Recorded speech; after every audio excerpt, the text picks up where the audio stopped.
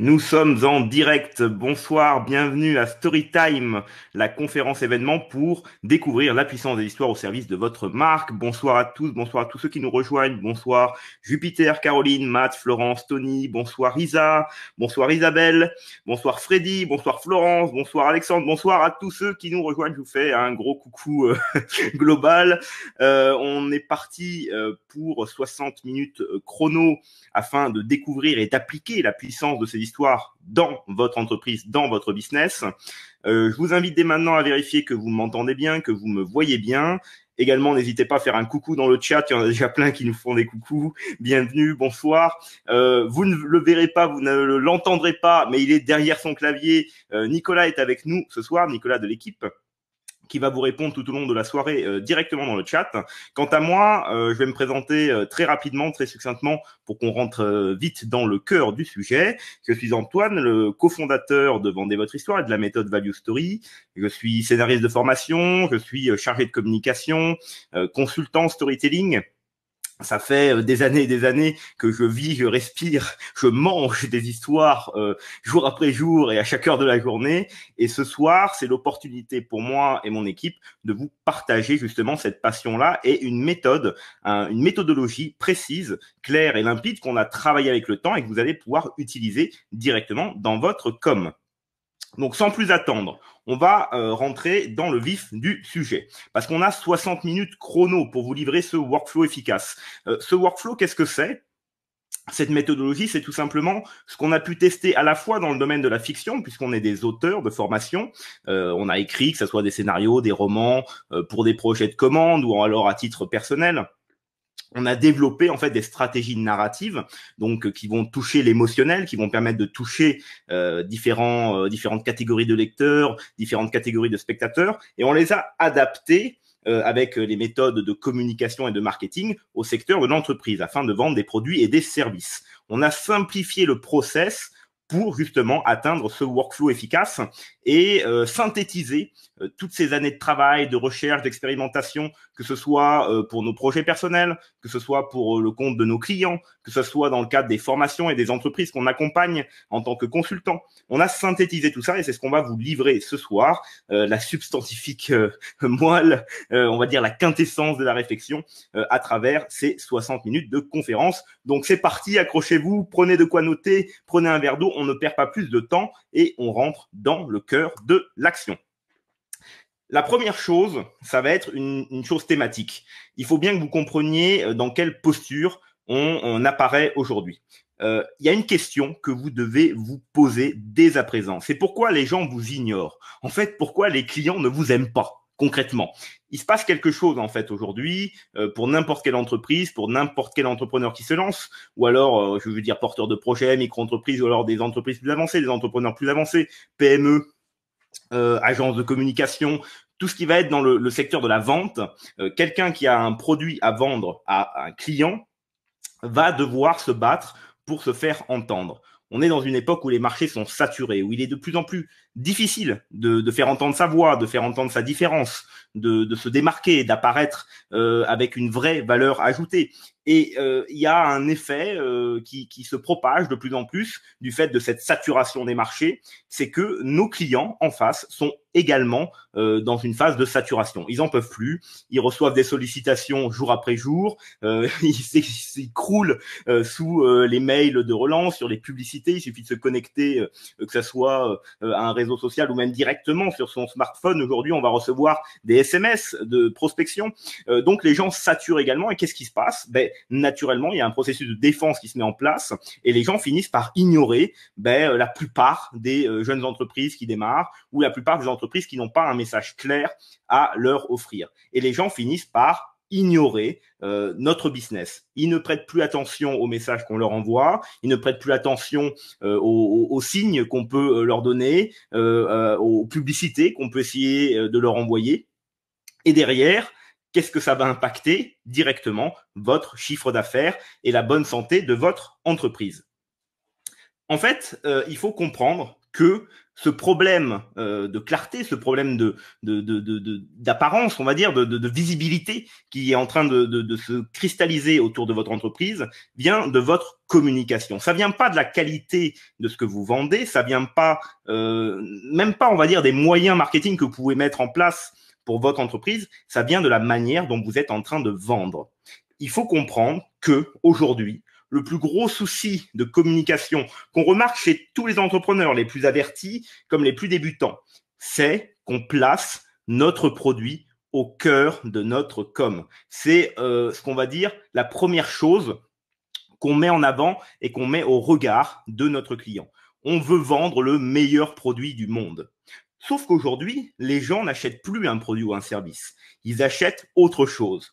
Et surtout, quand on leur parle d'un produit ou d'un service, ils ne se reconnaissent pas dans cette communication. Ils n'y prêtent donc plus attention. Votre client n'est pas votre produit.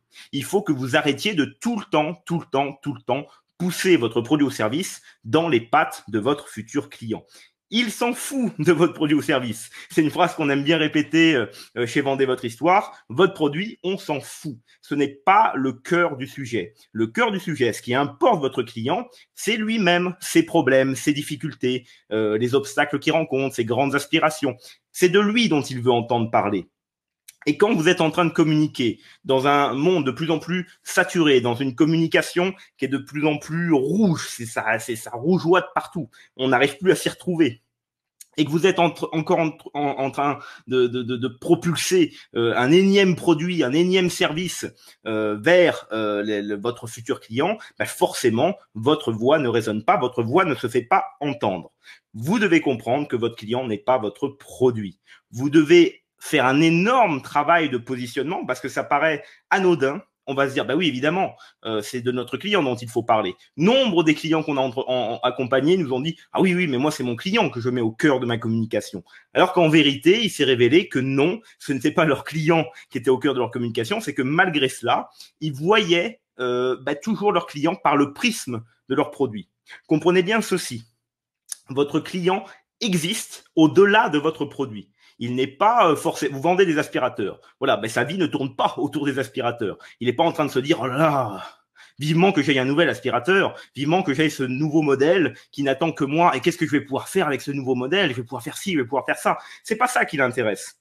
Ce qui l'intéresse, c'est de vivre une vie de famille sereine, dans une maison qu'il apprécie, dans une demeure où voilà, il y a pas de saleté en permanence, où il va pouvoir évoluer pieds nus avec la satisfaction de pas marcher au milieu de débris divers.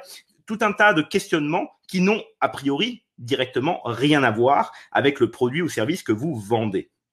C'est très important de comprendre cette nuance parce que trop souvent, on va axer sa communication toujours par le prisme du produit ou du service. On ne va pas réfléchir son client au-delà de l'environnement direct de l'entreprise et de ce que l'entreprise vend. Or, il faut comprendre qui se cache derrière votre client. Il faut comprendre qu'est-ce qui l'anime. Il faut comprendre qu'est-ce qui fait battre son cœur. Il faut comprendre quelles sont ses problématiques au quotidien, même si ces problématiques, de prime abord, n'ont rien à voir avec ce que vous vendez. Et pour comprendre un petit peu ces problématiques, on a esquissé ce qu'on appelle le syndrome de l'homme moderne chez Vendez votre histoire. C'est un syndrome qui nous touche tous autant qu'on est et qui touche tout particulièrement vos clients, les clients en général, les clients que nous sommes tous au fond de nous. Vous allez sûrement vous reconnaître là-dedans. Et ce que vous devez comprendre derrière ce syndrome de l'homme moderne, c'est tout simplement le mode de fonctionnement de n'importe quel acheteur aujourd'hui. N'importe quel acheteur aujourd'hui va être contraint, soumis, englobé dans ce syndrome. Et c'est ce syndrome que vous allez devoir combattre et intégrer dans votre communication. Qu'est-ce que c'est ce syndrome? C'est tout simplement deux axes. Un client aujourd'hui, un acheteur qui évolue sur une page internet ou dans la rue ou n'importe où, il veut ne pas s'ennuyer et il veut être aimé. Ce sont les deux axes majeurs sur lesquels vous devez travailler. Tout le reste, vous pouvez l'oublier. Une personne aujourd'hui qui franchit le seuil d'une boutique ou alors qui est à la recherche d'un produit ou d'un service, ou alors qui n'est même pas à la recherche d'un produit ou d'un service, mais qui a un problème. Tout part d'un problème de base. Ce problème-là, eh bien, la personne, pour le résoudre, elle veut ne pas s'ennuyer et elle veut être aimée. C'est les deux grands moteurs qui vont conduire quelqu'un aujourd'hui à passer à l'achat sur Internet et qui vont globalement orienter sa manière de se diriger vers telle publicité ou telle autre, tel produit ou tel service, tel site Internet ou tel autre, telle solution ou telle autre. C'est tout simplement à partir de ces deux facteurs. Le fait de ne pas s'ennuyer et le fait d'être aimé à terme. Alors nous, en tant qu'entreprise, en tant que communicant, comment on va se positionner pour répondre à ces deux attentes et briser le syndrome de l'homme moderne? Eh bien, on va chercher à surprendre et à valoriser. Qu'est-ce que ça veut dire surprendre? Créer le sentiment de surprise, éviter la répétition, happer la personne hors de son quotidien qui peut paraître ennuyant, morne, répétitif. On va l'amener dans un ailleurs qui va la faire vibrer, un ailleurs d'aventure, un ailleurs d'émotion, un ailleurs qui se connecte directement à son intériorité, à ses sentiments, à son cœur, encore une fois. Et puis, on va valoriser la personne. On va la mettre en scène. On va lui faire comprendre qu'on a de l'attention pour elle, qu'on la comprend. Et bien au-delà, qu'on va lui faire vivre une aventure dont elle sera le héros. Si vous parvenez dans votre communication à surprendre et à valoriser, alors vous brisez le syndrome de l'homme moderne et vous rentrez déjà dans un processus qui va vous démarquer de tous vos concurrents. Vous serez déjà dans une démarche narrative. Vous serez déjà dans une démarche où vous allez raconter quelque chose. Parce que pour surprendre et pour valoriser, on va utiliser la puissance des histoires. Qu'est-ce que c'est une histoire? Une histoire, c'est on va dire une somme d'éléments qui va créer l'étonnement et la surprise. N'importe quelle bonne histoire va vous donner envie de voir la suite. N'importe quelle bonne histoire va vous happer, vous sortir de votre quotidien pour vous propulser dans un ailleurs qui vous parle, qui vous touche et qui vous donne envie d'aller plus loin, d'aller plus en profondeur et de poursuivre l'aventure. Avec une histoire, on répond donc à la première étape, c'est-à-dire surprendre et ne pas ennuyer votre futur acheteur. Et pour la deuxième étape, une histoire met en scène un héros. En l'occurrence, une histoire utilisée pour vendre un produit ou service va mettre en scène votre futur client. On va donc valoriser la personne et la personne à terme se sentira aimée parce qu'on va lui faire comprendre qu'on la connaît quasiment intimement, qu'on connaît ses doutes, qu'on connaît ses peurs, qu'on connaît ses appréhensions, mais qu'on connaît également ses rêves, ses aspirations, tout ce qui va nourrir son quotidien et la situation actuelle qu'elle traverse, mais également le futur qui peut l'attendre et le passé qui est derrière elle. Et on va l'amener dans un parcours où elle pourra avoir une posture de héros, un véritable héros qui a des péripéties à répondre, qui doit accomplir un objectif, qui va combattre des antagonistes et qui va être aidé par des adjuvants, en l'occurrence votre entreprise. Et c'est là que réside tout votre enjeu de communication. Vous voulez faire vivre une aventure à vos clients. Vous ne voulez pas les ennuyer, vous voulez les valoriser, qu'ils se sentent aimés pour que derrière, ils achètent vos produits ou services. À partir de là, faites vivre cette aventure à vos clients. Amenez-les dans un monde qui n'est pas le leur, un monde différent, mais qui correspond finalement à ce qu'ils attendent émotionnellement. Surprenez-les. Ne leur vendez pas quelque chose d'attendu. Ne poussez pas votre produit ou service vers eux. Au contraire, racontez-leur une histoire dont ils sont les héros directement et dans laquelle ils vont pouvoir s'investir, dans laquelle ils vont pouvoir évoluer, s'accomplir et surtout découvrir votre produit ou service qui les aidera à atteindre leur objectif. C'est la clé réellement de votre positionnement, faire vivre cette aventure à vos futurs clients. Maintenant, comprenez bien ceci. C'est une erreur qu'on retrouve là encore dans trop nombreux storytelling, trop nombreuses communications. Il y a vraiment cette erreur de positionnement qui est qu'on va se mettre en avant, on va vraiment vouloir avoir une image de héros pour notre futur client. Vous n'êtes pas le héros de votre histoire. Vous êtes un adjuvant, vous êtes un mentor, vous accompagnez le véritable héros, à savoir le client. C'est votre client qui mène l'aventure. C'est lui qui mène la barque. C'est lui qui vit des péripéties incroyables. C'est lui qui doit surmonter des obstacles pour atteindre son objectif. C'est lui que vous allez aider en tant que mentor, en tant qu'adjuvant, en tant qu'allié, en lui fournissant une solution qui va l'aider à se rapprocher de son aspiration finale. C'est votre client, le héros, et non l'entreprise. cette erreur-là, elle est commune parce qu'on pense trop souvent que le storytelling, quand on emploie le mot storytelling, qui est aujourd'hui un mot de plus en plus galvaudé, une technique qu'on entend à droite, à gauche, à toutes les sauces, on entend finalement, ah oui, je dois raconter des histoires. Or, le storytelling, c'est une méthode de communication. Une méthode de communication qui touche tous les pans de votre entreprise, à la fois au niveau de la gestion de vos équipes, à la fois au niveau de la gestion de vos partenaires, de la création de vos produits, de la création de l'expérience client, de la vente, et puis plus généralement de la structure même de votre business. À partir de là, votre storytelling ne concerne pas uniquement votre parcours d'entrepreneur. Vous pouvez bien entendu utiliser des techniques narratives pour valoriser, on va dire, l'histoire du fondateur de l'entreprise, de la boîte, que ça soit la vôtre ou une boîte pour laquelle vous travaillez. Mais au-delà de ce storytelling-là, il faut bien comprendre qu'il y a un passage de flambeau qui doit s'opérer de manière précise et impactante. Passage de flambeau qui fait que vous devenez, au terme de ce premier récit, un mentor, un allié qui va laisser la place au véritable héros des prochaines aventures, votre client. C'est toujours votre client qui doit être au cœur de vos récits, quel qu'il soit. C'est toujours lui qui doit motiver la boucle narrative. C'est toujours lui qui doit inspirer finalement le récit que vous allez partager. Si vous comprenez ça, vous comprenez tout et vous éviterez déjà d'énormes erreurs qu'on recoupe partout, hein, parce qu'on a une tendance naturelle, étant donné qu'on est nous-mêmes soumis au syndrome de l'homme moderne, à vouloir être aimé, à vouloir se valoriser, à vouloir se mettre en avant. Or, le premier travail d'un entrepreneur qui va utiliser des techniques narratives et globalement, le premier travail d'un entrepreneur qui va vouloir avoir un marketing impactant et émotionnel, c'est justement de se mettre en retrait et de mettre son client au cœur de l'aventure, au centre de ses histoires. Maintenant qu'on a posé un petit peu ces grandes bases théoriques, le syndrome de l'homme moderne, qu'est-ce qu'il veut pas, notre acheteur potentiel, il veut pas s'ennuyer et surtout il veut être aimé. Et à partir de là, on va y répondre tout simplement en le surprenant et en le valorisant grâce à la puissance des histoires. La puissance des histoires, elle est infinie, elle est intemporelle. Il y a plus de 3000 ans, sur des tablettes d'argile en cunéiforme, on racontait l'épopée de Gilgamesh, l'un des premiers grands récits qui nous est parvenu et qui nous parvient encore aujourd'hui. Aristote a posé dans sa poétique les bases narratives qui, aujourd'hui encore, sont les fondamentaux de n'importe quelle histoire. Vous prenez n'importe quelle histoire, vous prenez n'importe quelle série télévisée, n'importe quel jeu vidéo, n'importe quel gros blockbuster de Star Wars à Harry Potter qui sort au cinéma, vous aurez ces structures narratives.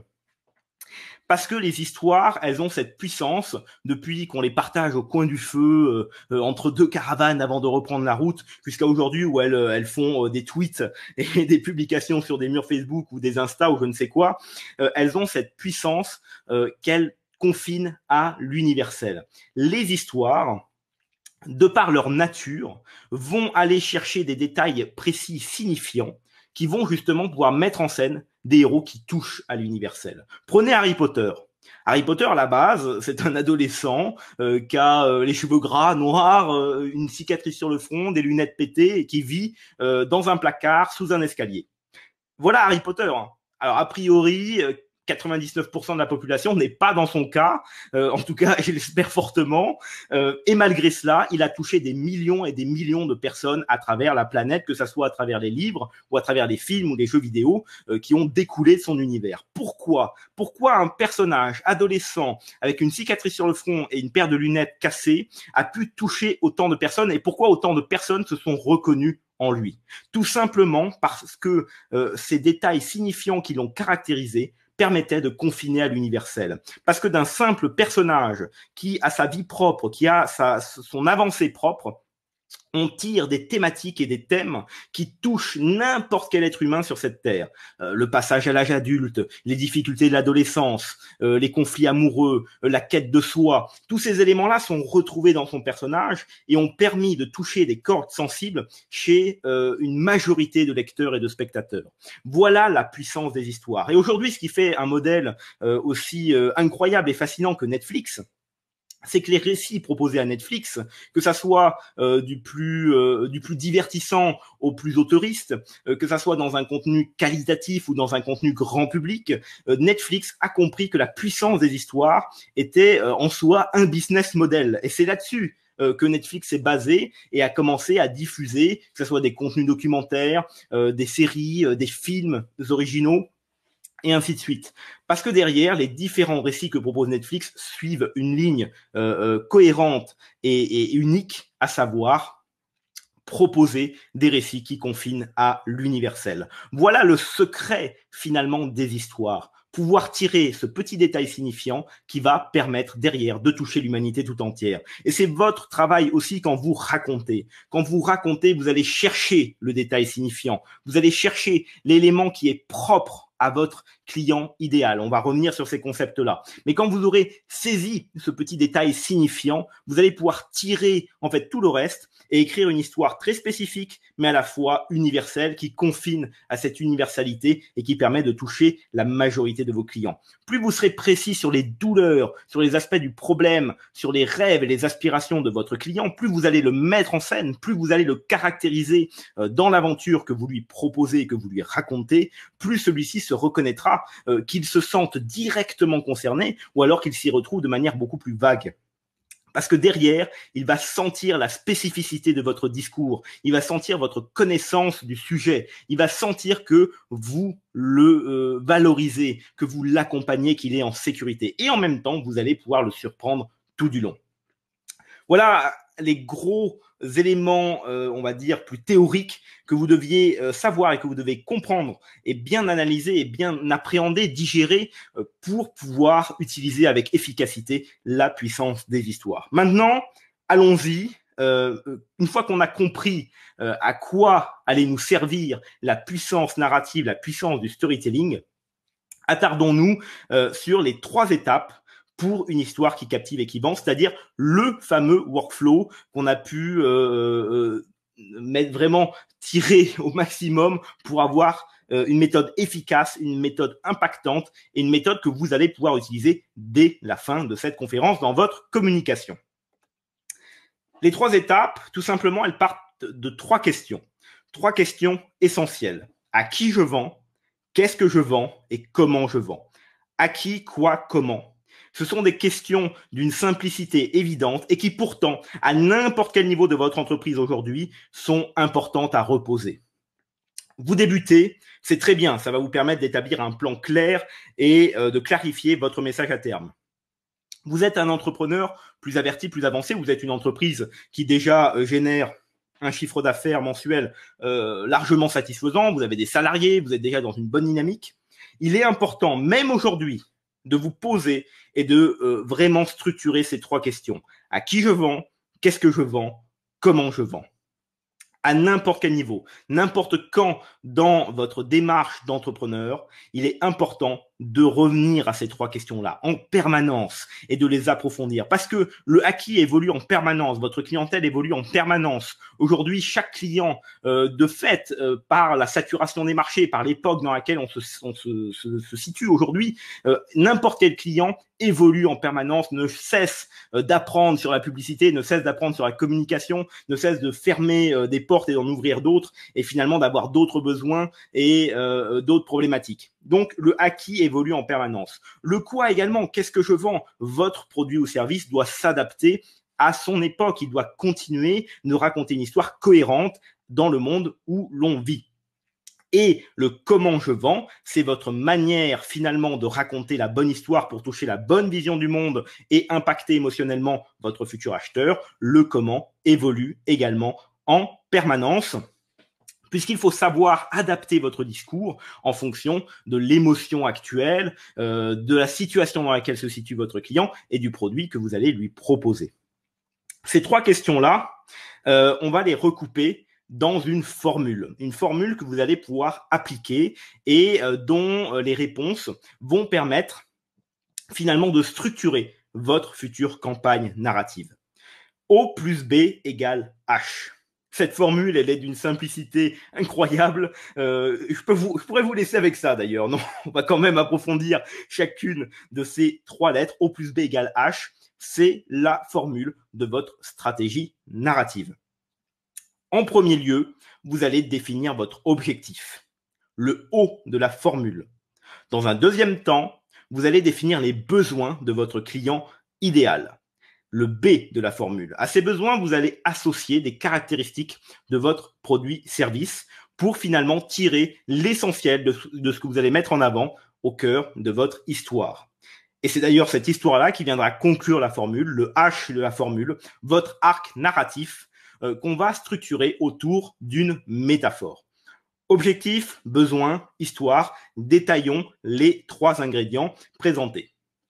Tout d'abord, votre objectif, le O de la formule. C'est l'enjeu marketing.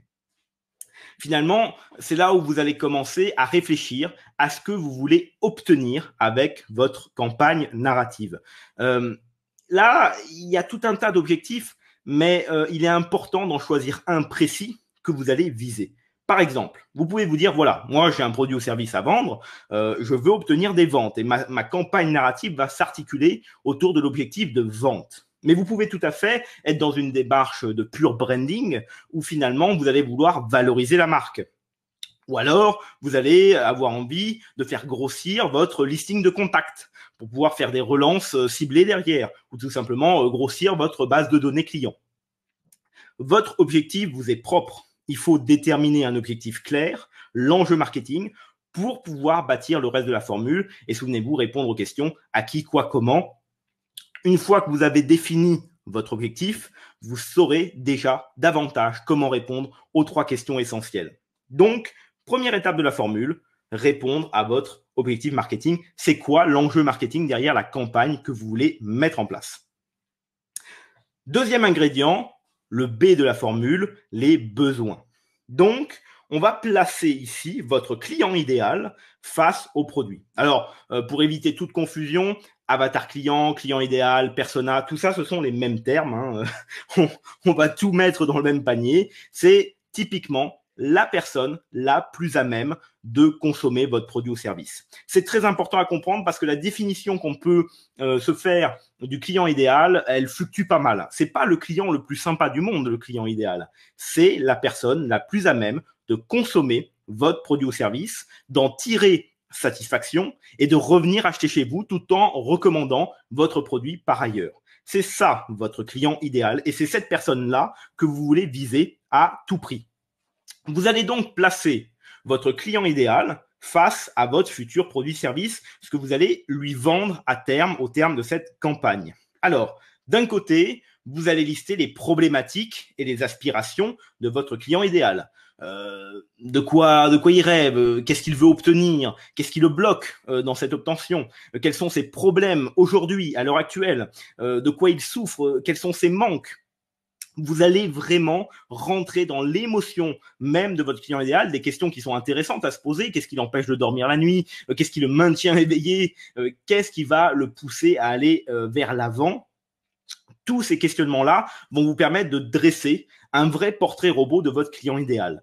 Vous allez faire un travail de profiler en fait. Vous allez vraiment rentrer dans la personnalité même de votre futur acheteur en vous demandant qui il est, comment il réfléchit. Et comme on parlait de Netflix, regardez sur Netflix la série Mindhunter. Alors encore une fois, hein, on n'a aucune part dans l'entreprise, on n'est pas du tout subventionné pour quoi que ce soit à ce niveau-là. C'est juste qu'on aime beaucoup Netflix, je pense comme pas mal d'utilisateurs, et on y puise en fait tout un tas d'inspirations. Regardez la série Mindhunter qui raconte en fait la naissance du FBI, en tout cas du profiling au sein du FBI, donc comment à un moment donné des agents du FBI se sont dit il serait peut-être intéressant de comprendre le mécanisme intellectuel chez les tueurs qu'on traque. Ils ont commencé à faire des process, à établir des profils, des récurrences dans des schémas de serial killer. Eh bien, vous allez devenir agent du FBI et vous allez partir du principe que vos futurs acheteurs sont des serial killers potentiels. Alors évidemment, j'espère pour vous qu'ils ne le sont pas, mais vous allez utiliser les mêmes mécaniques. Vous allez rentrer dans leur tête. Vous devez être inside votre avatar. Vous devez vraiment commencer à réfléchir comme il réfléchit, à penser comme il pense, à vous confronter aux problèmes qu'il connaît au quotidien, pour en tirer un portrait pertinent et percutant où vous allez pouvoir appuyer là où ça fait mal et tirer là où ça finalement touche des cordes sensibles. Définissez votre client idéal et face à votre client idéal, vous allez placer votre produit ou service. Et donc, toutes les caractéristiques de votre produit ou service en vous disant, OK, voilà un problème récurrent chez mon client et voilà une caractéristique de mon produit. Est-ce que ça y répond ? Oui, donc je la présenterai et je la mettrai en avant dans ma communication et dans l'histoire que je vais déployer. Voilà une autre aspiration que je peux définir chez mon client idéal. Et là, telle caractéristique. Bon, est-ce qu'il y a un lien ? Non, cette caractéristique, finalement, elle n'intéresse que moi, donc je vais la bannir et je vais plutôt mettre en avant celle-ci qui y répond, etc., etc., etc.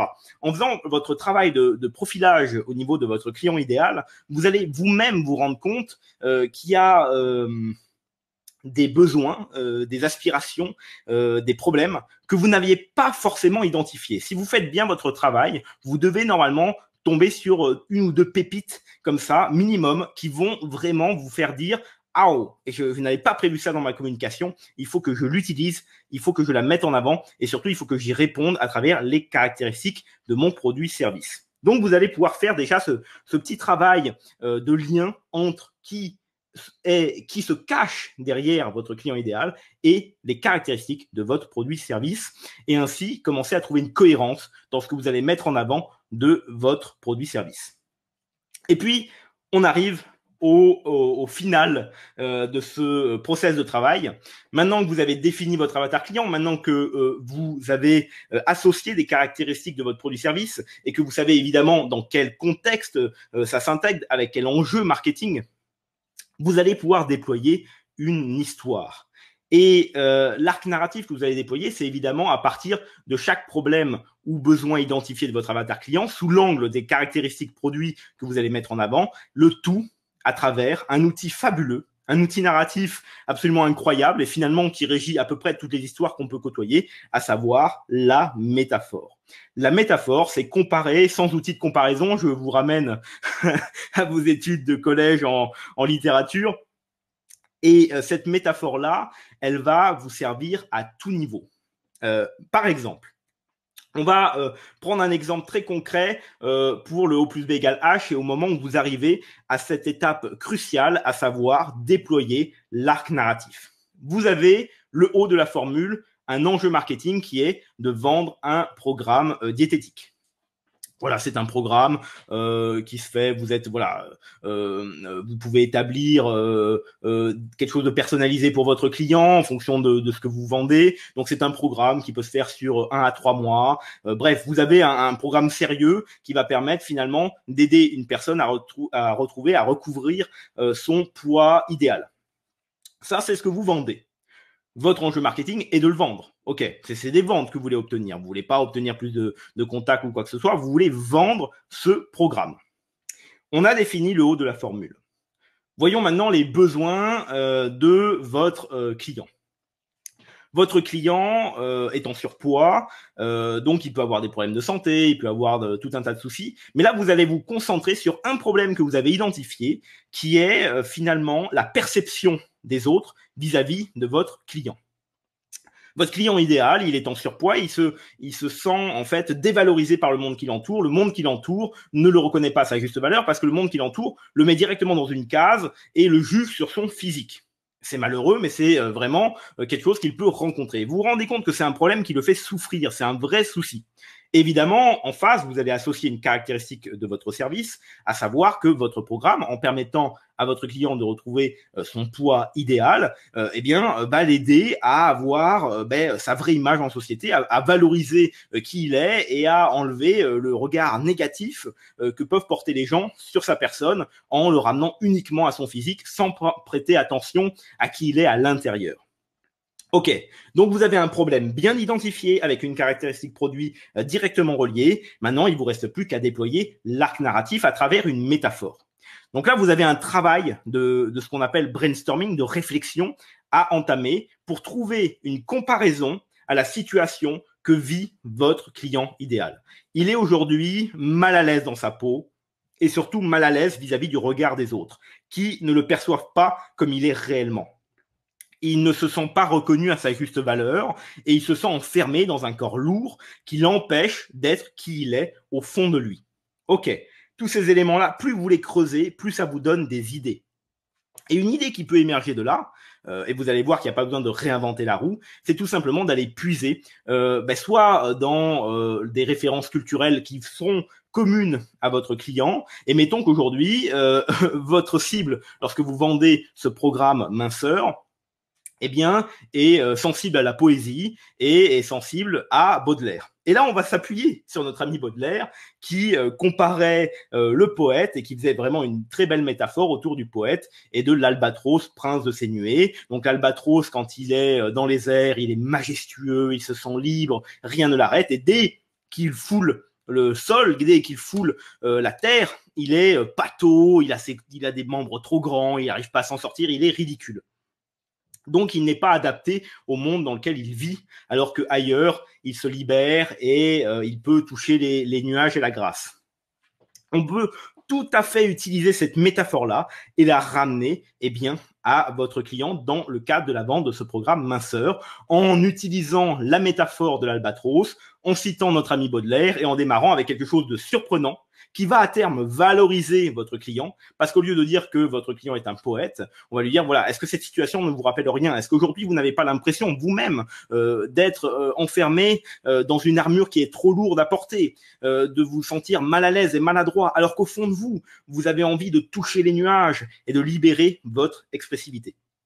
Donc là, à partir de là, vous avez commencé à construire un arc narratif qui peut amener naturellement à la vente de votre produit ou service. Vous voyez comment à partir de la formule O plus B égale H, on arrive à structurer notre pensée pour en tirer une histoire, un storytelling impactant qui à terme va pouvoir vendre tout en surprenant la personne, en l'amenant dans un univers qui lui plaît et qui en même temps est un ailleurs pour elle, et en la valorisant, en l'incarnant en tant que héros du récit.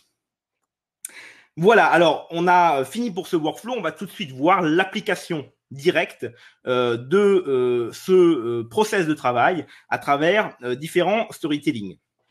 On va s'appuyer en fait sur un exemple d'accompagnement qu'on a pu livrer pour un de nos clients dans le cadre des consultings qu'on propose aux entrepreneurs. Il n'y a pas meilleur exemple parce que trop souvent on a la question de est-ce que le storytelling est fait pour moi, est-ce que c'est quelque chose qui correspond à mon secteur d'activité, j'ai un secteur d'activité trop sérieux, voilà. Il y a toujours des gens pour nous dire que le storytelling n'est pas adapté à leur secteur d'activité ou qu'ils n'arrivent pas à visualiser comment utiliser la narration dans leur secteur. Et vous allez voir que la formule O plus B égale H, c'est vraiment l'enjeu même d'une communication à ce niveau-là. Il y a quelque temps, on est contacté par une entreprise qui veut vendre un programme de trading. Vous avez bien entendu, un programme de trading.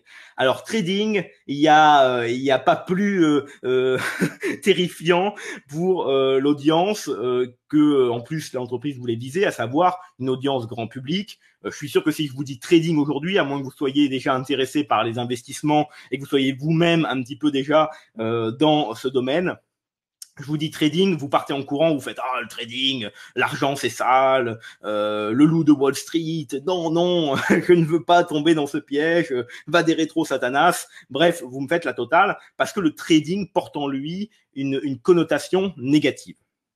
L'entreprise qui nous contacte dit voilà, on aimerait vendre ce programme de trading.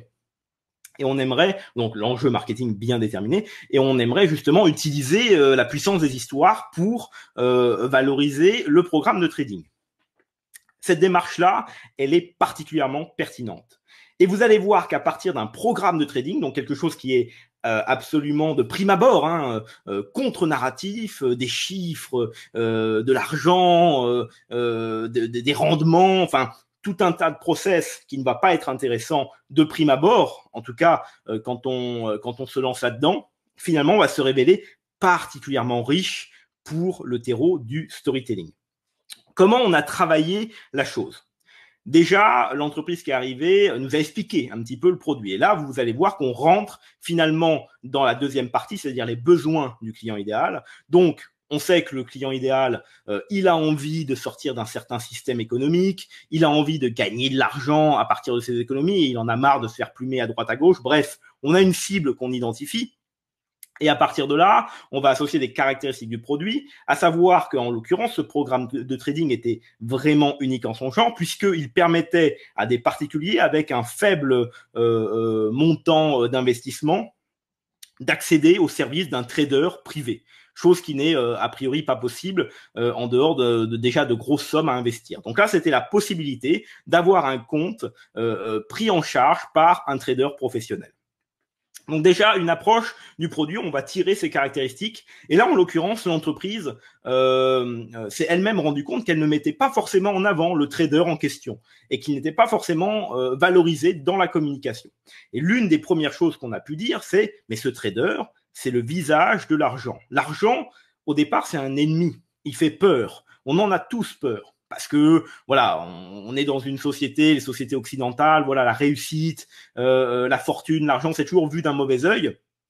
À tort ou à raison, le débat n'est pas là, mais en l'occurrence, c'est quelque chose à prendre en compte quand vous définissez les besoins de votre client idéal. Et là, en l'occurrence, on a des caractéristiques produits, qui permettent justement de donner un visage à l'argent, qui permettent justement de mettre en scène le produit ou service à travers un personnage. Ce personnage, c'est le trader, et on allait donc le magnifier, on allait donc le mettre en scène pour que les futurs clients soient en confiance et puissent accéder naturellement au produit tout en valorisant derrière la solution, en créant une proposition de valeur qui allait démarquer ce programme de n'importe quel autre programme. Et là, c'est important à comprendre, c'est que quand vous allez lister les caractéristiques de votre produit ou service, vous allez pouvoir justement démarquer à terme la solution que vous proposez, justement en appuyant sur des caractéristiques produits-services qui ne se retrouvent nulle part ailleurs, ou en tout cas qui n'étaient jamais présentés comme vous allez les présenter. Là, en l'occurrence, le fait d'avoir un trader privé, et ce trader privé, il est unique. C'est une personne unique. Même si une solution se lançait avec un équivalent, il n'aurait pas le même trader. Ils auraient un autre trader. Donc là, on va tout axer sur la personnalité du bonhomme pour justement pouvoir créer un lien émotionnel fort. Et on a commencé à décliner tout un tas de supports, et je vais vous en présenter un qui était particulièrement intéressant. Donc évidemment, on est parti sur plusieurs pistes de réflexion. Il y a eu une longue campagne, mais ce que je veux vous montrer là lors de cette conférence, c'est un rendu qui pourrait être à votre portée sans forcément complexifier la chose et en se reposant sur le O plus B égale H. Parce que tout part de là. N'importe quelle campagne narrative part de là, et n'importe quelle campagne marketing devrait partir du O plus B égale H. En l'occurrence, en travaillant sur le profil de notre trader et en travaillant sur le programme de trading, on s'est dit d'un commun accord avec l'entreprise qui nous a mandaté qu'il serait intéressant finalement d'utiliser la thématique de Robin des Bois. Et oui, Robin des Bois qui redistribue les richesses, Robin des Bois qui est une figure de la culture populaire, et Robin des Bois qui est une référence pour le client cible. Et ça, c'est aussi important à comprendre. On n'a pas pris, je ne sais pas, mais un personnage d'Heroic Fantasy, ou on a pris Robin des Bois, qui est potentiellement une figure historique, puisque, voilà, selon la légende, c'est quand même quelqu'un qui a existé, mais ça reste une légende populaire, ça reste en fait ce qu'on appelle une figure d'autorité. Et là, on s'est dit, on a proposé à l'entreprise, et si on faisait parler Robin des Bois? Et si on utilisait la figure d'autorité de Robin des Bois pour s'exprimer auprès de l'audience? Parce qu'on rappelle que l'enjeu marketing, c'est de vendre un programme de trading. Les besoins du client, c'est que il a peur de l'argent, mais il a quand même envie d'en gagner. Mais il en a peur, mais il a quand même envie, mais il en a peur. Voilà, il est dans une espèce de contraste et de va-et-vient permanent. Et derrière les caractéristiques du produit, c'est que c'est un programme qui est basé sur de l'humain, qui est basé sur un rapport qui n'est pas fait que de chiffres, mais au contraire qui est émotionnel. Et derrière, on se dit, OK, métaphore, Robin des Bois, qui redistribue les richesses, donc un petit peu comme notre trader des temps modernes, hein, c'est un Robin des Bois 2.0, il peut être dans cette dynamique-là et il peut avoir la volonté d'aller finalement en investissant sur des grosses entreprises, tirer de l'argent pour redistribuer à ses joyeux compagnons, les joyeux compagnons de Robin des Bois. Et à partir de là, on a conçu une lettre écrite par Robin des Bois, donc c'est Robin des Bois qui s'exprime et qui raconte, voilà, l'argent me fait peur. Depuis la nuit des temps, j'ai quelque chose à vous confesser, l'argent fait peur et il me fait peur personnellement, parce que l'argent n'a pas de visage. Et là, à partir de là, Robin des Bois déroule un petit peu son récit et explique que oui, il a toujours connu finalement une époque trouble, une époque où il était dur de survivre, une époque où finalement gagner de l'argent c'était compliqué. Et là, il se pose la question, mais vous, qu'est-ce qui a changé pour vous aujourd'hui? Est-ce que vous avez réussi à accomplir vos rêves? Est-ce que vous avez réussi à atteindre vos objectifs? Eh bien non, pas forcément, parce que finalement, vous êtes passé à côté des belles opportunités. Et vous avez l'opportunité aujourd'hui, au-delà de ce qui vous semble inaccessible, de rejoindre la table des joyeux compagnons et de profiter à votre tour de solutions qui existent et qui sont à portée de main. Voilà un petit peu comment on a pu détailler la chose. Je vais vous partager très rapidement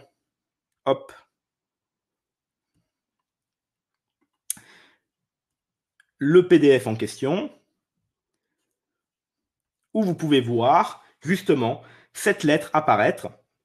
La lettre de Robin des Bois, qui est devenue à la fois un PDF illustré et une vidéo à terme. Mais là, je vais vous présenter surtout ce PDF-là. Et vous voyez, c'est quelque chose que finalement, vous auriez pu faire et qui pourrait se matérialiser aujourd'hui par un article de blog, une publication sur les réseaux, quel que soit votre niveau finalement d'investissement, que vous soyez là au démarrage ou une entreprise plus affirmée, tout part du récit narratif. Et donc, vous voyez comment on déroule la chose. Et ce qui est juste intéressant, et je vous partagerai ça pour conclure sur cet exemple, c'est que on a posé une vraie problématique et l'entreprise en question nous a dit, voilà, c'est super intéressant.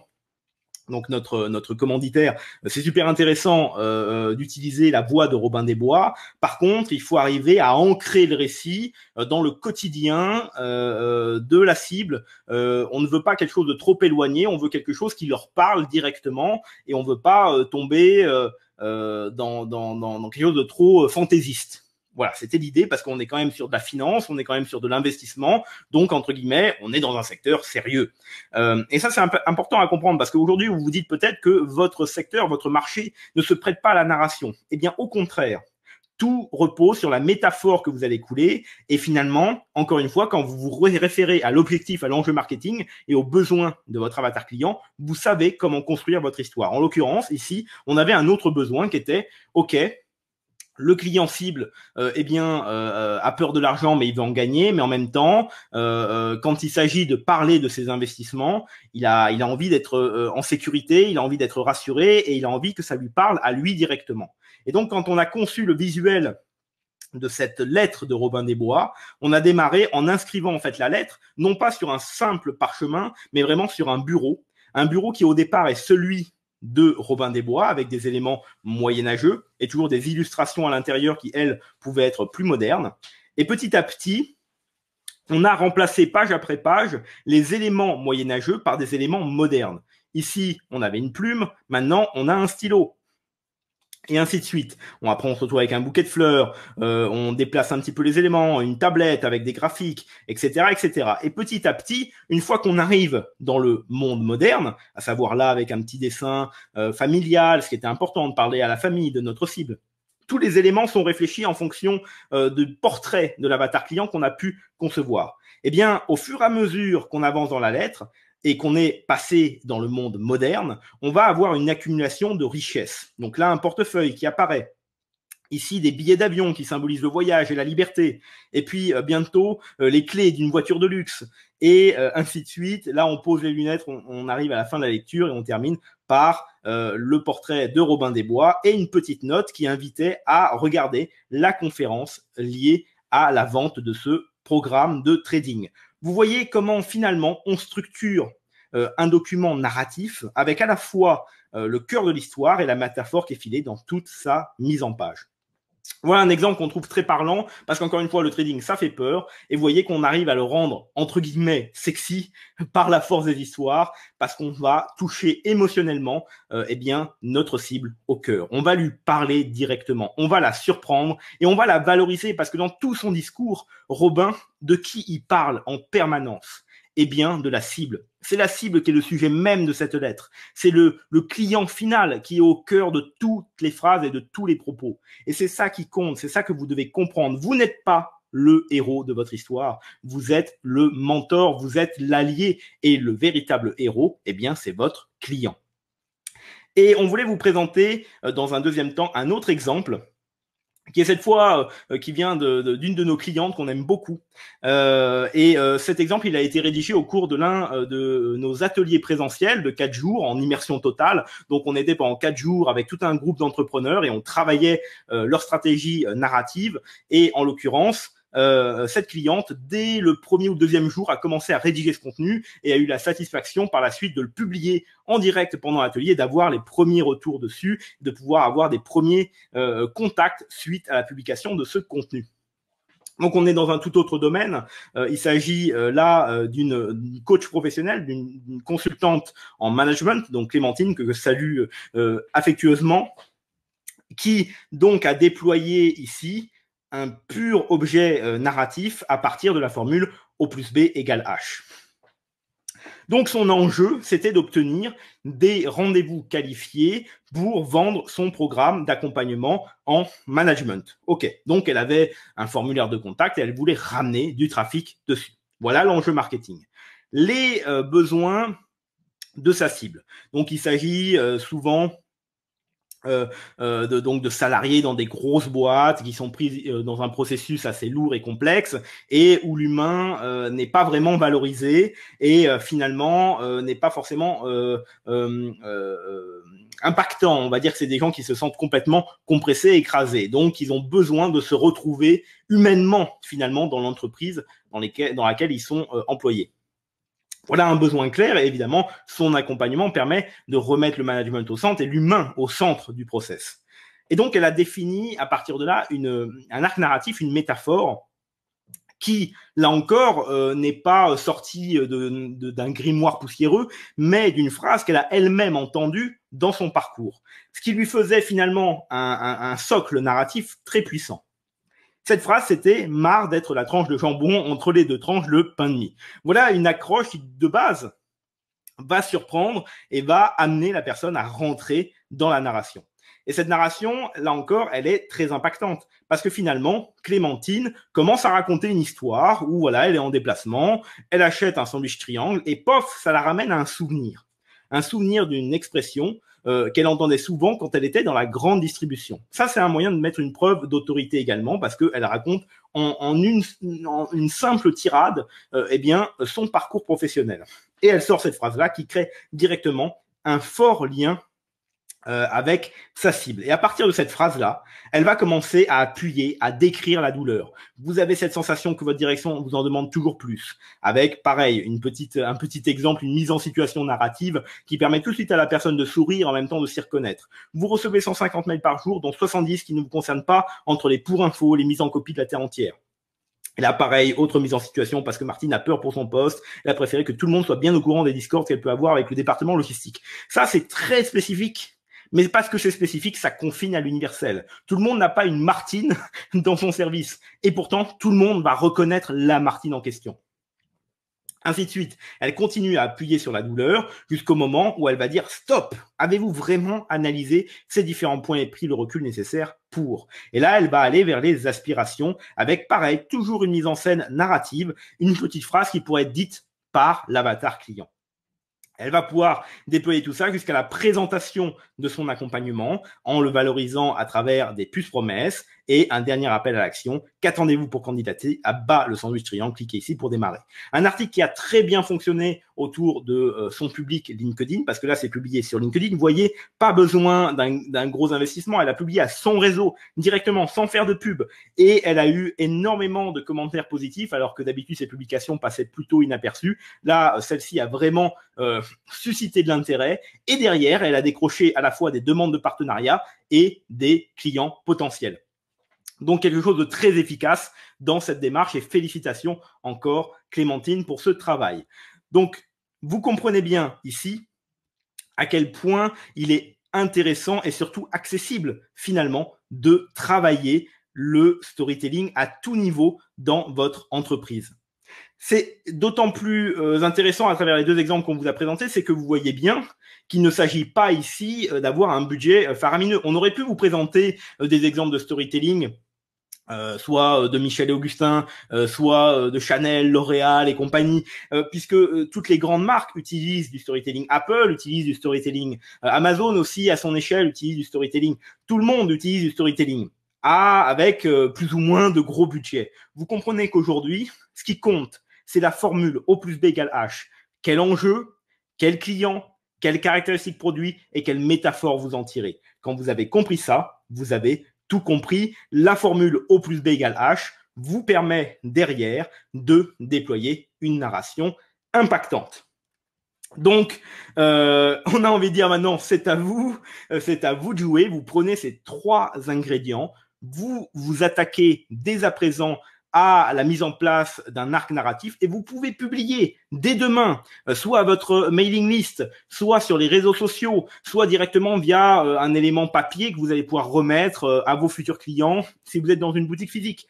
Vous pouvez dès à présent utiliser cette stratégie avant de la déployer à plus grande échelle, que ce soit dans vos campagnes, dans votre entreprise, à tout niveau.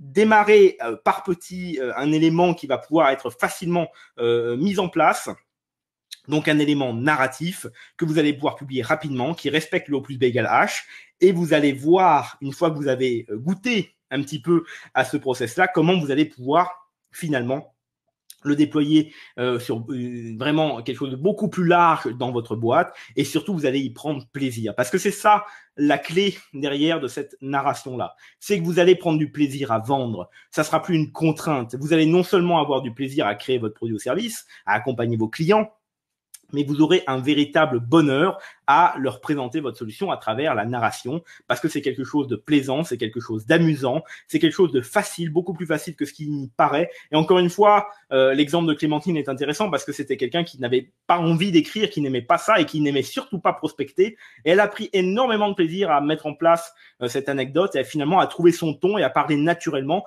en articulant le tout sous la formule O plus B égale H. Et évidemment, une fois que vous avez goûté à ça, vous aurez la possibilité de l'étendre, que ça soit dans des campagnes beaucoup plus massives, comme on a pu le faire à travers l'entreprise qu'on a accompagnée dans la vente de ce programme de trading, où on avait effectivement un dispositif vidéo, un lancement derrière effectivement séquencé de différents épisodes vidéo, le support PDF, etc., etc. Donc, tout un tas d'éléments qui venaient s'intégrer dans une cohérence narrative. Vous aurez cette possibilité-là également d'utiliser le O plus B égale H pour motiver vos salariés, pour motiver vos partenaires, pour motiver vos clients, pour les rendre fans et les amener à acheter à nouveau chez vous et à partager eux-mêmes et à devenir des ambassadeurs de votre marque et évidemment à imposer votre marque sur le long terme. Vous avez là un horizon qui s'ouvre à vous et on sera très heureux de vous retrouver à travers les différents accompagnements qu'on peut proposer. Donc là-dessus, ce sera un immense plaisir pour nous de vous accompagner dans le développement de votre marque. On propose notamment des workshops sur 4 jours pour justement apprendre à vendre plus grâce au pouvoir des histoires. C'est là où on a pu travailler avec Clémentine, c'est là où on a pu justement aider de nombreux entrepreneurs dans des secteurs aussi variés que le e-commerce, le dropshipping, les boutiques de luxe, la sophrologie, le coaching, la photographie, le graphisme, etc., etc. On a pu accompagner ces entrepreneurs. C'était que du bonheur pour nous de se retrouver pendant ces 4 jours dans une petite salle de manière intensive, à pouvoir travailler vraiment sur les stratégies narratives propres à chacune de ces boîtes et de manière personnalisée. On aura beaucoup de plaisir à vous retrouver ou à travers nos différentes solutions e-learning. On vous laisse découvrir si le cœur vous en dit à travers le petit lien qu'on vous affiche. Et je passe dès à présent aux questions-réponses. Il nous reste quelques minutes à peine. Je vois que Nicolas a déjà pas mal répondu aux questions. Pas d'inquiétude, il va répondre si jamais je ne brasse pas toutes les questions derrière. J'aimerais juste en prendre quelques-unes. Donc, je vais regarder si je peux répondre à des questions qui n'ont pas encore été traitées. Tac, tac, tac. Merci pour tous vos commentaires chaleureux, ça fait très plaisir. Vous étiez visiblement très emballés par tout ce contenu, on est ravis. Alors,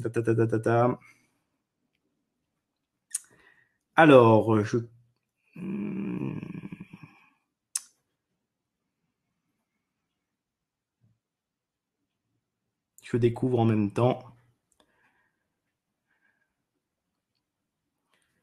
Alors Camilla qui nous demande, auriez-vous des exemples pour le secteur musical, groupe de musique pop-rock émergent, dont l'objectif marketing est d'élargir sa communauté? Là, encore une fois, ça va dépendre évidemment de l'image que tu veux renvoyer, Camilla, à travers ton groupe de musique, de la cible que tu vises. En l'occurrence, un public pop-rock, c'est assez large. Et puis, tu vas justement déployer, encore une fois, en t'appuyant sur la formule O plus B égale H, tu vas pouvoir créer finalement l'enjeu marketing qui est aujourd'hui d'élargir ta communauté. Donc, en fait, tu vas faire un travail de branding. Donc, tu vas peut-être potentiellement vouloir placer ta cible. Est-ce que c'est une cible qui est plutôt jeune ou qui là est dans un effort de nostalgie avec la musique que vous proposez? C'est ça que tu vas devoir définir. Quelle est ta cible en fait? Qui sont les gens qui constituent ta communauté? Et à partir de là, tu vas pouvoir déployer des histoires, soit à travers des anecdotes propres à ton groupe, ou propres aux chansons que vous pouvez partager, ou propres à votre style musical et à l'histoire justement liées à cette musique-là, vos références potentielles, tu vas pouvoir déployer des histoires qui leur touchent au cœur et justement donner envie de vous suivre davantage. Tu vas faire un vrai travail de branding et là, on te conseille d'ajouter à ça du personal branding à travers un storytelling adapté qui va vous permettre de vous mettre en scène, vous, en tant que membre de ce groupe-là. Encore une fois, derrière, c'est important d'avoir le passage de flambeau parce que vous n'êtes pas les héros définitifs. Les héros définitifs, c'est justement votre public, votre communauté. Mais dans un premier temps, tu peux tout à fait t'appuyer sur ces ressorts-là. Et là, ça sera d'autant plus intéressant de passer le flambeau au public et de travailler ces éléments-là. On te conseille, dans un secteur musical, de regarder le travail narratif que peut faire l'artiste Damien Saez, qui a créé, qui est un artiste indépendant, qui est sorti des grands labels et qui a créé une plateforme qui s'appelle Culture contre Culture. Dans lequel il rassemble sa communauté de fans, il partage des anecdotes, il partage des écrits, il partage des chansons inédites, il partage des vidéos, et il a bâti un vrai personal branding très intéressant autour de lui, tout en valorisant en permanence sa communauté et en créant un lien émotionnel très impactant avec elle. Et encore une fois, sans des moyens excessifs, en dehors du fait qu'il a construit et bâti ce site et qu'il y a une application derrière. Ce sont des éléments et des supports que tu peux très facilement bâtir aujourd'hui et qui permettent de toucher et surtout de fidéliser les gens qui vont pouvoir te rencontrer.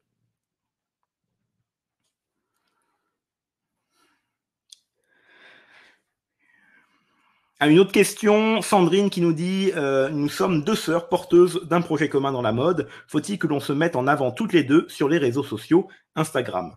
Sandrine, oui, oui, c'est super intéressant. Vous êtes deux sœurs. Il y a là un terreau fertile pour les histoires que tu pourras partager. Donc oui, mettez-vous en avant sur les réseaux sociaux, justement jouez sur le fait que vous êtes deux, et notamment deux sœurs. Est-ce que vous êtes des jumelles ou pas? Racontez un petit peu ces éléments-là. Ça va créer un lien émotionnel et vous allez pouvoir jouer justement sur sur ce duo, ou j'ai envie de dire cette dualité ou cette complémentarité. Vous allez pouvoir vous amuser sur ces éléments-là, que ce soit d'un point de vue visuel, donc de la narration visuelle ou de la narration écrite ou vidéo. Vous allez pouvoir vous appuyer là-dessus sur les différents supports que vous partagez et ça sera d'autant plus intéressant parce que ça fera partie de votre proposition de valeur, du fait que derrière votre projet, il y a des individus, des êtres humains, un visage, un petit peu comme notre programme de trading, où derrière il y avait un trader qui avait un vrai visage et qui humanisait en fait le projet, qui permettait aux futurs clients de s'identifier là-dessus. Là, vous avez une vraie force narrative à vous mettre en avant toutes les deux. Donc oui, utilisez cela et allez travailler finalement votre image à travers votre binôme. Je vois les 60 minutes qui se sont bien écoulées. Je vais prendre une toute dernière question et je vais laisser Nico vous répondre dans le chat. Pas d'inquiétude, il répondra à toutes les questions et j'y reviendrai derrière aussi si nécessaire. N'hésitez pas par la suite à nous recontacter Si vous n'avez pas eu de réponse, on aura grand plaisir à échanger avec vous. Je vais prendre la question d'Eliott qui nous dit « Pensez-vous que pour l'identification, un personnage comme outil pour captiver le spectateur fonctionne aussi à l'inverse, un personnage détestable contre qui on enrage par exemple ?» C'est une excellente question. Et c'est parfait pour conclure, parce que oui, dans votre storytelling, vous pouvez mettre en avant ce qu'on appelle un opposant. Il est toujours important d'avoir un ennemi commun, c'est-à-dire quelqu'un que vous allez pouvoir détester vous en tant qu'entreprise avec votre client cible. Cet ennemi commun, c'est soit une personne physique, soit un concept, soit un élément. Par exemple, nous, on se bat contre les marketeurs du dimanche et le marketing agressif. Il y a à la fois des personnes physiques et à la fois un concept, la communication, finalement, vendre pour vendre, les marchands de tapis, etc., etc., pour justement revenir à une communication émotionnelle basée sur la puissance des histoires. Donc ça peut être à différents niveaux, cet ennemi commun. Et je vais vous donner un exemple qui va vous permettre de bien visualiser à quel point ça peut être pertinent dans une communication narrative. Il y a une agence d'assurance aux États-Unis qui a bâti sa réputation sur une campagne publicitaire absolument géniale où ils ont mis en scène l'ennemi commun qui est tout le temps joué par le même acteur. Quelle que soit la situation. Par exemple, on a un spot vidéo où on a cet acteur qui est en costume, qui a tout le temps un petit peu la même tenue, qui est en train de ronger un os et qui est dans une maison la nuit et qui est en train de dire voilà, je suis votre chien, sauf que les voleurs m'ont donné un os à ronger et je préfère ronger l'os que défendre la maison. Et donc il est là en train de ronger son os pendant que la maison se fait débaliser. Et là évidemment, on entend le truc qui était oui, si vous aviez assuré votre maison auprès de cette assurance, vous n'auriez aucun souci à vous faire. Un autre spot dans un autre contexte où on a le même acteur qui est dans la sous-pente de la baraque et qui dit voilà, je suis un rongeur, je vis avec ma famille, je suis en train de détruire votre charpente, et on le voit qui court partout, qui déchire partout, qui grogne, qui se roule dans les trucs. Et voilà, c'est le même acteur, c'est particulièrement drôle. L'assurance a une renom incroyable aux États-Unis. Elle est connue justement pour ses spots vidéo et c'est une vraie puissance narrative parce qu'en fait, elle met en scène l'ennemi commun et c'est vraiment le moteur de storytelling de sa communication. C'est absolument génial et vous pouvez tout à fait, si le dispositif s'y prête, mettre en scène l'ennemi commun pour avoir une communication impactante. Voilà, on arrive au terme de cette conférence. Je vous remercie encore pour votre attention. Merci à toutes et à tous. On était vraiment ravis de vous retrouver pendant ces 60 minutes et quelques minutes de bonus pour vous présenter toute l'approche Storytime que vous avez pu découvrir ce soir. Mon conseil dès à présent, commencez à raconter vos histoires, utilisez la méthode O plus B égale H, ne serait-ce que dans le prochain article que vous publiez sur votre site ou sur les réseaux sociaux, utilisez cette structure narrative et puis déployez-la dans vos campagnes et on sera ravis de vous accompagner. Vous pouvez découvrir les différents accompagnements qu'on propose, que ce soit en présentiel ou en e-learning, on sera ravis. Vous pouvez nous contacter sur contact@vendezvotrehistoire.com si vous avez la moindre question et d'ici là, on sera très heureux de vous retrouver sur le chemin des histoires. Commencez à raconter, commencez à déployer la force de la narration dans vos récits. Je vous souhaite une excellente soirée et je vous dis à très vite sur le chemin des histoires.